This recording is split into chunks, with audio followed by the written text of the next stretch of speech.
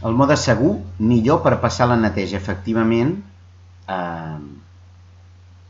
hem d'habilitar el Windows Installer per això. En el mode segur no tindrem tant de problemes per a Windows molt deteriorats. Funciona bastant millor el Windows en el mode segur. Però què passa? Que no es poden instal·lar aplicacions. Per què? Perquè en el mode segur està desactivat el Windows Installer. És un servei que ara veureu aquí perquè ja he fet el truco, que és el puc habilitar i deshabilitar.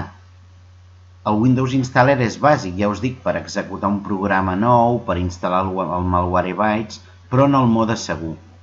Aleshores, aquí hi ha una clau del registre, que és regadd local machine. Bé, tot el que surt aquí en dues línies, aquesta fins aquí, es posa en una sola línia, en el CMD. I això permetrà habilitar el servei Windows Installer. Llavors, aquí doncs escrivim la línia, que podeu parar el vídeo, i anotar-la bé, regadd local machine. Aquí potser la resolució no m'ha quedat bé, o sigui, és un vídeo complex de fer. Corrent Ctrl+7, Control, Save Boot, Network, MSI Server. I això en una sola línia, però al no caber-hi, t'ho escriu com si fossin dues línies. Aleshores, repeteixo, en el mode segur, per defecte no podeu instal·lar res, i en un moment donat de la meva vida laboral doncs em vaig plantejar com poder-ho fer, igual que el so, habilitar el so en el mode segur. La operació se completó correctamente. Fixa't que heu de vigilar, perquè aquí ja em va bé haver-me equivocat. He posat current Ctrl+Cert i tot i així es diu que se completó. Se completó perquè t'afegeix una nova clau, però no és la clau on t'ha d'estar. Aleshores he tret la R i ara sí que ens la crearà en el lloc adequat. I ara ja podria fer netstop, netstart. Si ja està iniciat et dirà netstart MSI Server, que el Windows Installer es diu MSI Server per comandaments. Aleshores, jo escric el netstart MSI Server i em diu que ja està iniciat. Clar, llavors per veure que funciona en el mode segur, que el puc engegar i parar a conveniència, puc fer el netstop i et diu que se detuvo correctament. Bé, ara que ja ho tenim habilitat, amb el netstart, el netstop era per provar, anem a primerament a mirar el Reboot Installer. O sigui, el mètode comença en aquest mode segur desinstal·lant toolbars i programes que puguin ser danyins. Per exemple, és típic que algú et diu: tienes su ordenador infectado, instal·les 1000 antivirus, 1000 comprovadors. Aleshores, amb el Reboot Installer, l'avantatge que té és que treu els programes amb el desinstal·lador propi, que aniries a agregar quitar programes, però a part després treu claus i registres sobrers.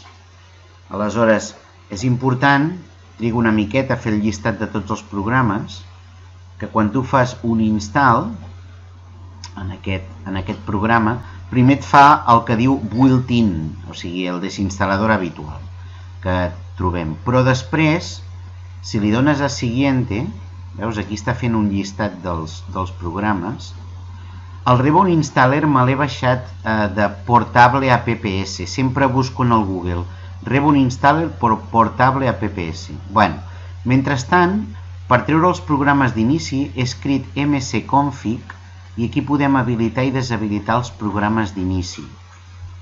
Amb msconfig, que era una altra de les coses, treure els programes d'inici.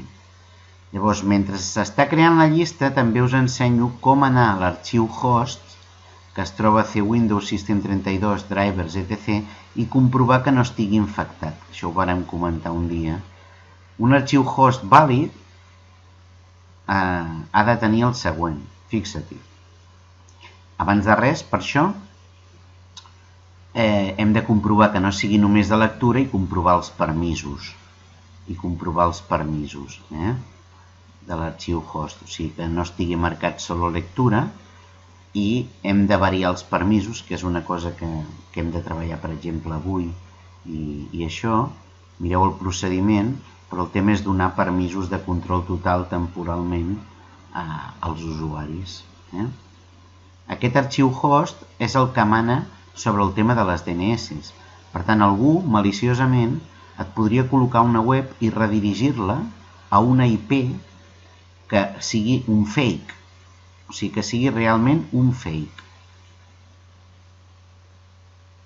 Aleshores, l'obrim al meu bloc de notes, tot això mentre el Revo Installer s'està carregant.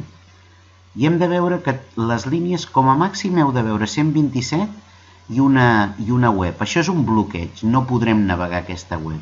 En el moment en què veieu una línia on no hi ha una 127 i una web, és una redirecció d'una web a un altre lloc. Aleshores, aquesta línia o no hi ha de ser o ha d'estar comentada. Si està comentada amb una almohadilla al davant, voldrà dir que no és activa l'almohadilla, aquesta línia. Si trobeu línies sense almohadilla, on en lloc de 127.0.0 hi ha altres coses, doncs això plantegem-nos que haurien de desaparèixer. Això és comprovar l'arxiu host. 127.0.0 és un bloqueig de pàgina, no surt, perquè la 127.0.0 és la pròpia pàgina. Bé, ja tenim el Revo carregat, el Revo Installer, i hem desinstal·lat el Tiny Umbrella, un programa del tema de mòbils, que estic fent un intensiu. Però el bo és que després de treure li has de donar avançat, i avançat eliminat tot el que et digui. Bé, també vaig parlar de resetejar navegadors. Aquí veiem com a l'Internet Explorer heu d'anar a opcions d'internet i avançado. I hi ha un botó a baix que diu restablecer. Doncs li doneu a restablecer, això és l'Internet Explorer, marqueu la casella que et diu la configuració, aquesta casella que hi ha a baix, es marca i li donem. Això és restablir el navegador. Tanquem. Ara el Google Chrome. El Google Chrome s'ha d'anar a configuració i que és a dalt, els 3 punts que hi ha a l'extrem dret, a sota on diu minimitzar i tot això, i hem de triar la configuració avançada. I aquesta configuració avançada dir restablecer, o sigui, es pot borrar la configuració. Finalment, en el cas del Firefox, heu de dir mostrar la barra de menú. Llavors apareix la barra de menú del Firefox i hi ha una opció que diu informació per a solucionar problemes. Aquí li hauríeu de donar i a la dreta, a la part superior, dirà restablecer el navegador al Firefox. Millor restablir tots els navegadors. Ho dic perquè a vegades estan interaccionats. Veu? Restablecer Firefox a su estado por defecto a dalt. Bueno, i ara comença la primer còctel, eines del còctel Malwarebytes ADW Cleaner i Malwarebytes. Bé, en el Google poso ADW Cleaner, em baixo el Malwarebytes ADW Cleaner i dic analitzar. I quan acabi, eliminar. Aquest vídeo, clar, l'he hagut de pausar, és xunguíssim cada tros. Finalment diu limpiar i et diu, quan acabis, et diu si vols reiniciar o esperar. Podeu reiniciar. I si no, s'aplicarà el que ell vol després, o sigui, millor quan et suggereixen reiniciar, reiniciar. Després m'he baixat el Malwarebytes, el clàssic, no l'ADW Cleaner, que era una eina independent que va comprar Malwarebytes. I aquest, tenim una versió de trial, de premium, al final et marca tot i has de dir quarantine, posant quarantena. Si pot eliminar-lo, te l'elimini. De moment el posa en quarantena, i si el pot eliminar, l'elimina. En quarantena és aïllat, això està bé. Aleshores, són les dues primeres eines prèvies, o sigui, posteriors a tot el que hem fet abans. Són les dues primeres eines del còctel en si. O sigui, abans hem fet una sèrie de mesures. Hem fet una sèrie de mesures, neteja virus. Bueno, l'ESET Online Scanner és un grandíssim antivirus online. Triga molt, això sí, però et baixes aquest executable d'ESET, que eren els del Note 32, dius analitzar ara, encara que no t'ho marqui, i descarregar ESET Online Scanner. Llavors, aquest és molt bo, això sí, triga, per tant millor que traieu l'estalvi energètic. Llavors és un petit executable, li dones, i és important això que diré ara. Com que triga molt, és important que marqueu això d'activar i a configuració avançada, que mentre es passi l'antivirus desinfecti la casella que he marcat ràpidament. Atureu per veure quina marco. Per què?